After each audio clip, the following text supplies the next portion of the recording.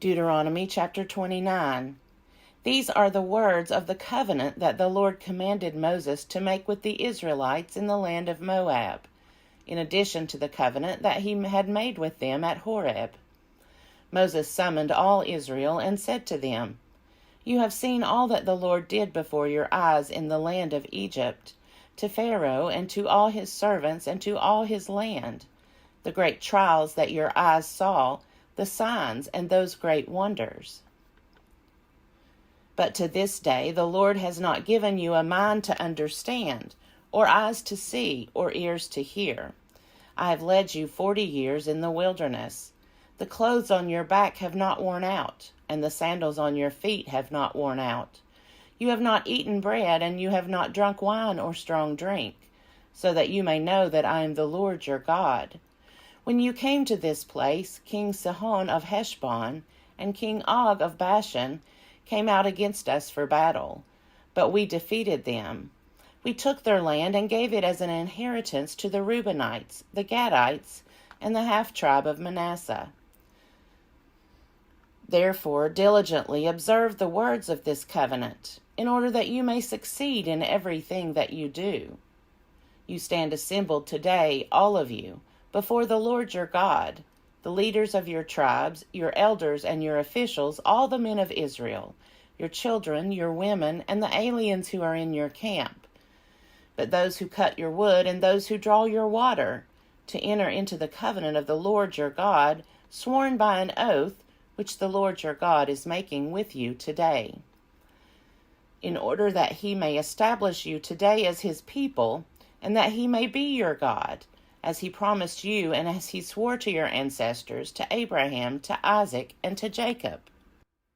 I am making this covenant, sworn by an oath, not only with you who stand here with us today before the Lord our God, but also with those who are not here with us today.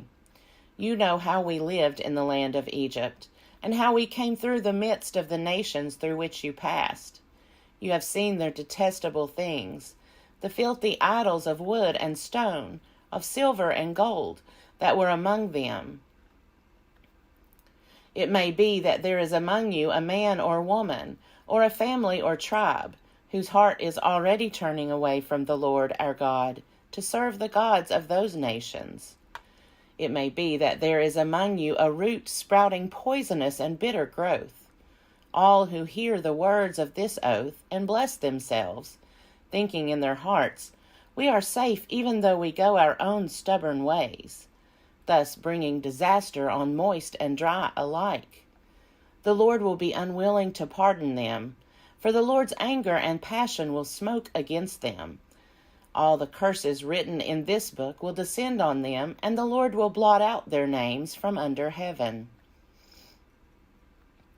The Lord will single them out from all the tribes of Israel for calamity, in accordance with all the curses of the covenant written in this book of the law. The next generation, your children, who rise up after you, as well as the foreigner who comes from a distant country, will see the devastation of that land and the afflictions with which the Lord has afflicted it. All its soil burned out by sulfur and salt, nothing planted, nothing sprouting, unable to support any vegetation, like the destruction of Sodom and Gomorrah, Admah and Zeboim, which the Lord destroyed in his fierce anger. They, and indeed all the nations, will wonder, "Why has the Lord done thus to this land? What caused this great display of anger?"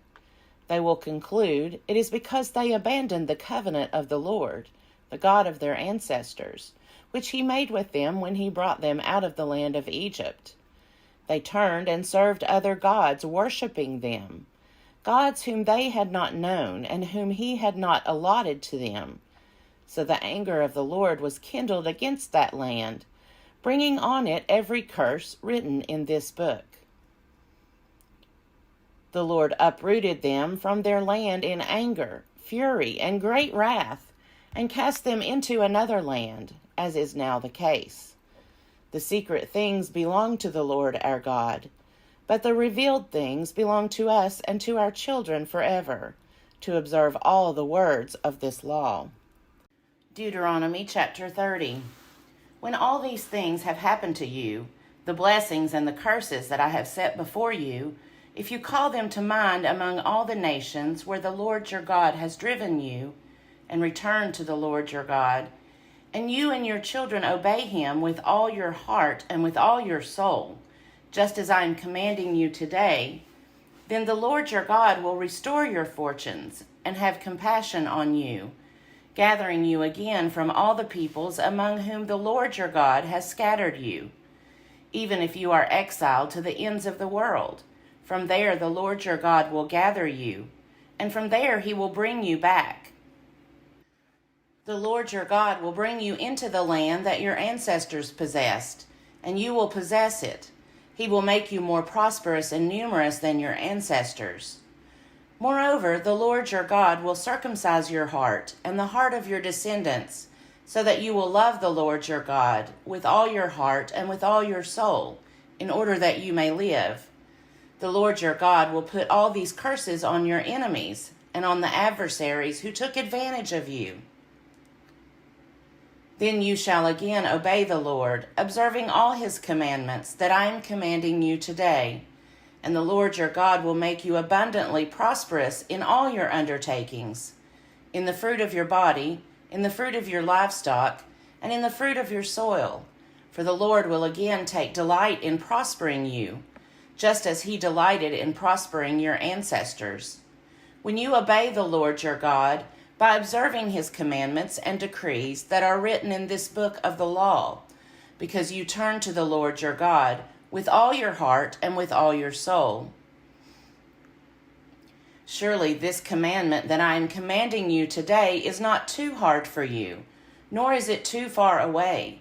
It is not in heaven, that you should say, who will go up to heaven for us, and get it for us, so that we may hear it and observe it? Neither is it beyond the sea, that you should say, who will cross to the other side of the sea for us, and get it for us, so that we may hear it and observe it? No, the word is very near to you. It is in your mouth and in your heart for you to observe.